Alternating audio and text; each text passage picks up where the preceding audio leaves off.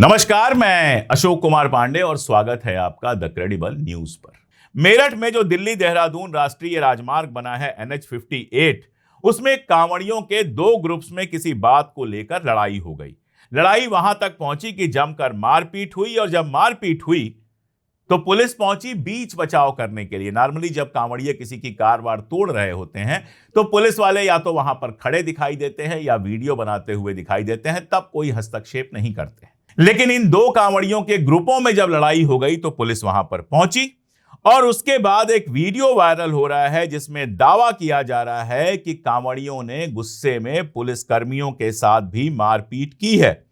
हालांकि मेरठ पुलिस ने इस मामले में सफाई देते हुए कहा है कि कांवड़ियों के दोनों गुटों में बाइक टकराने को लेकर विवाद हुआ था। यह मामला दौराला का है। हरिद्वार से गंगा जल लेकर कांवड़ियों का ग्रुप आ रहा था। जब दो कांवड़िए सोनू और गुड्डू हरिद्वार कांवड़ लेकर जा रहे थे, उसी दौरान उनका विवाद दूसरे ग्रुप से हो गया, मारपीट हो गई। मेरठ पुलिस मौके पे पहुंची और उसी समय का यह वीडियो बताया जा रहा है कि पुलिस वालों के साथ भी मारपीट हुई। हालांकि जैसा मैंने आपको बताया कि पुलिस का दावा है कि उनके साथ, पुलिस वालों के साथ कोई मारपीट नहीं हुई है। इस कांवड़िया यात्रा के लिए पुलिस वालों को कांवड़ियों का ड्रेस पहना दिया गया है, थानों के नाम बदल दिए गए हैं। क्या क्या सरकार जो जो कर सकती है वो कर रही। ये सारा कुछ जो हो रहा है, स्कूल वैन तोड़ने का मामला हो, मेरठ का मामला हो, हरिद्वार में एक लड़के की कार जो है एक कांवड़िए से टकरा गई तो कांवड़ खंडित हो गया।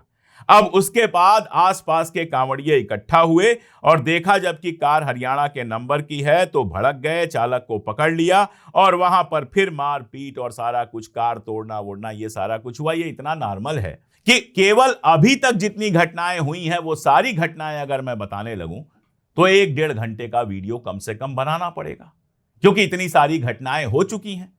अब ये सब अगर योगी जी को अनुशासन दिखता है तो भाई कमाल है। 2 मिनट की ईद पर नमाज हो जाती है सड़क पर तो योगी जी का अनुशासन टूट जाता है।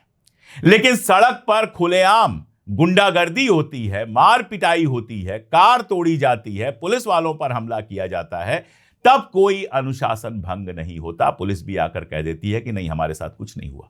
क्या करेंगे, हो भी जाएगा तो क्या कर लेंगे। ऊपर वाले कहेंगे दबा ले जाओ, खा लिया मारना, कोई बात नहीं। यही तो है जो हमको भर भर के वोट देंगे, यही तो है जो रामनवमी पर जुलूस निकालेंगे और मस्जिद के सामने डांस करेंगे, यही है जो ट्विटर पर हमारे विरोधियों को दिन रात गंदी गंदी गालियां देंगे। तो इनको कुछ मत बोलो, ये सरकार का वोट बैंक। स्कूल बंद है, मुजफ्फरनगर में स्कूल बंद है, हरिद्वार में स्कूल बंद है और भी कई जगहों पर स्कूल बंद है। स्कूलों का क्या है, स्कूल तो वैसे भी बंद हो रहे हैं। रोज सैकड़ों स्कूल इस देश में बंद हो रहे हैं। हालत यह है कि कल मैं एक वीडियो देख रहा था, छोटी छोटी बच्चियां नारा लगा रही थी कि आधी रोटी खाएंगे, स्कूल को बचाएंगे। उनका स्कूल बंद होने वाला होगा। और भी जगहों पर हमने देखा कि स्कूलों के बच्चे बाहर आ गए, आंदोलन करने लगे, क्योंकि या तो टीचर नहीं थे या पानी की व्यवस्था नहीं थी, छत नहीं थी, कहीं कुछ समस्या थी, कहीं कुछ समस्या थी। तो स्कूलों से सरकार को क्या लेना देना है। स्कूलों में बच्चे पढ़ेंगे, फिर कॉलेज में पढ़ेंगे, फिर नीट देने जाएंगे और जब नीट का परीक्षा लीक होगा तो फिर वो शोर मचाएंगे, नौकरी मांगेंगे। लेकिन ये जो दिख रहे हैं आपको कांवड़िए, ये कहीं नौकरी मांगने नहीं जाएंगे, ये या तो नेतागिरी करेंगे या हमाली करेंगे। इसलिए इनसे सरकार को कोई दिक्कत नहीं है, इनके ऊपर फूल बरसाया जाएगा। इन्होंने जो ये महान काम किया है, लखनऊ में स्कूली बच्चों के वैन पर पत्थर मार के, आपस में लड़के, कारें तोड़ के, जो महान देशभक्ति का काम कर रहे हैं, इनका सम्मान करने के लिए उत्तर प्रदेश की सरकार इस साल कांवड़ यात्रा को और अधिक भव्य बनाने की प्लानिंग कर रही है। 9 और 10 अगस्त को पश्चिमी उत्तर प्रदेश में 7 जिलों में हेलीकॉप्टर से इनके लिए पुष्प वर्षा की जाएगी। 10 घंटे तक फूल बरसाए जाएंगे। 9 अगस्त को हेलीकॉप्टर सुबह लखनऊ से बागपत जाएगा, 10:30 से 11:15 तक बागपत में फूल बरसाया जाएगा, उसके बाद सहारनपुर में, उसके बाद मुजफ्फरनगर में और आखिरी कार्यक्रम मेरठ का रखा गया है जहां पर फूल बरसाया जाएगा। आप गांव में बीमारी से मर जाइए, आपको एम्बुलेंस नहीं मिलेगा। लोग पीठ पर लाद कर, बाइक्स पे लाद के, चारपाई पर लाद कर, ट्रॉली में लाद कर मरीजों को ले आते हैं इलाज कराने के लिए। हेलीकॉप्टर छोड़िए, एम्बुलेंस नहीं मिलती।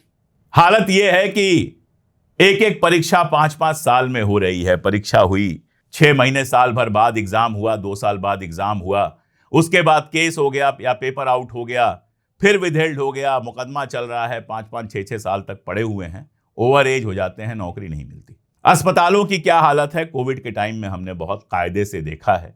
हर अस्पताल का नाम एम्स रख देने से वहां पर सुविधाएं नहीं मिलने लगती, ये यूपी वाले भी अच्छी तरह से जानते हैं। लेकिन कांवड़ियों पर बरसाने के लिए फटाक से आपको हेलीकॉप्टर मिल गया। कितना खर्चा होगा हेलीकॉप्टर का आप खुद जोड़ लीजिएगा, वो बताने की जरूरत नहीं है।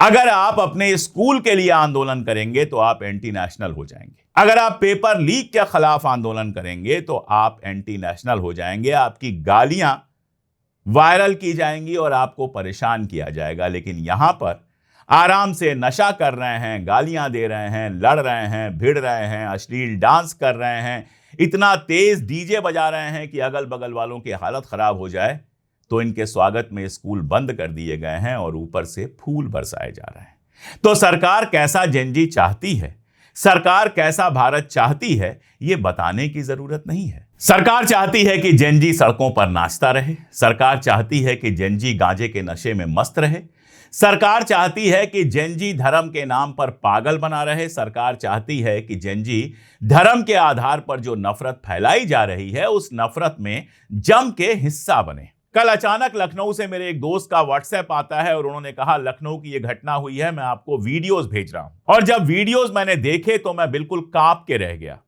छोटे छोटे बच्चों की स्कूल वैन थी। आप जानते हैं शहरों में स्कूल वैन्स चलती हैं, मारुति वैन्स होती हैं, दूसरी वैन्स होती हैं जिनमें बच्चों को घर से स्कूल ले जाया जाता है और स्कूल से घर छोड़ा जाता है। ऐसी एक वैन पर बिना किसी प्रोवोकेशन के, यहां कहीं कांवड़ नहीं टकराई है, कहीं कुछ नहीं हुआ है, लेकिन इस स्कूली वैन पर 3-4 कांवड़ियों ने पत्थर फेंके। अब वो कांवड़िए थे कि कांवड़िए का ड्रेस बनाकर घूम रहे लोग थे, ये पता करना लखनऊ की पुलिस का काम है। लेकिन जो तस्वीर वहां लोगों ने जो वीडियो बनाया उसमें एक बाइक की तस्वीर बिल्कुल क्लियर आई है और उसमें जो सबसे पीछे बंदा है उसने कांवड़ियों वाली जैकेट या टी शर्ट, जो भी आप कहना चाहें, शर्ट कहना चाहें, वो पहनी है और उस पर उसका नाम लिखा है, उसके शहर का नाम लिखा है। आप सोचिए कि लखनऊ जैसे शहर में चरक चौराहे पर जो मेडिकल कॉलेज के बिल्कुल पास में है, वहां पर एक स्कूली बच्चों की वैन जिसमें 10-12 साल की बच्चियां बैठी थीं, उस पर ये पत्थर चलाते हैं।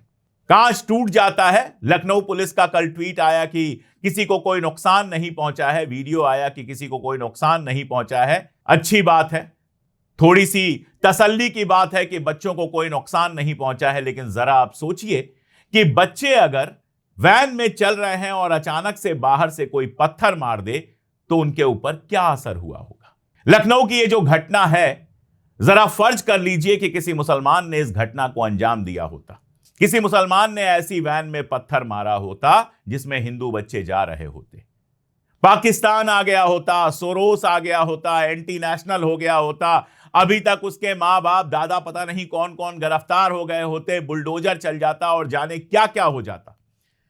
लेकिन चूंकि पत्थर फेंकने वालों ने कांवड़िए का कपड़ा पहना हुआ था, इसलिए कम से कम अभी तक तो कोई खबर मुझे दिखाई नहीं दे रही है। दैनिक भास्कर में देख रहा था और दैनिक भास्कर ने मेरा ही ट्वीट लगाया हुआ है। मैंने सूचना कल दी थी तो मेरा ही ट्वीट लगाया हुआ है। उसके बाद भी बहुत सारे लोगों ने ट्वीट किया और साफ पहचान दिखाई दे रही है। उसके बावजूद अगर पुलिस अब तक गिरफ्तार नहीं कर पाई है तो यह अपने आप में एक बड़ा सवाल उठता है। योगी सरकार के पहले भी तो कांवड़ यात्रा निकलती रही है, तब तो इतना हंगामा नहीं होता था। क्यों भगवान शिव की भक्ति के नाम पर इसको इतना बड़ा तमाशा बना दिया गया? ये सवाल पूछे जाएंगे और ये सवाल बड़े होते चले जाएंगे और कब आपके पांव के नीचे से जमीन सरक जाएगी आपको पता भी नहीं चलेगा। इसीलिए मैं कह रहा हूं कि मैं चाहता हूं ये लोग रहें ऐसे ही गफलत में, ऐसे ही सबको गालियां देते रहें, ऐसे ही हर विरोधी को सोरोस और पता नहीं क्या क्या बताते रहें। इनके समझ में तो नहीं आ रहा, लेकिन जनता समझ रही है कि आपको कौन सा जेनजी चाहिए और जो दूसरा वाला जेनजी है वो धीरे धीरे आपको सत्ता से हटाने के लिए बजिद हो रहा है। आपको क्या लगता है कमेंट में जरूर बताइएगा। जुड़े रहिए हमारे साथ, देखते रहिए हमारे वीडियोस। अगर मुमकिन हो तो चैनल को सब्सक्राइब जरूर कर लीजिए ताकि वीडियोस रेगुलर आप तक पहुंचते रहें। आज के लिए इतना ही, बहुत शुक्रिया।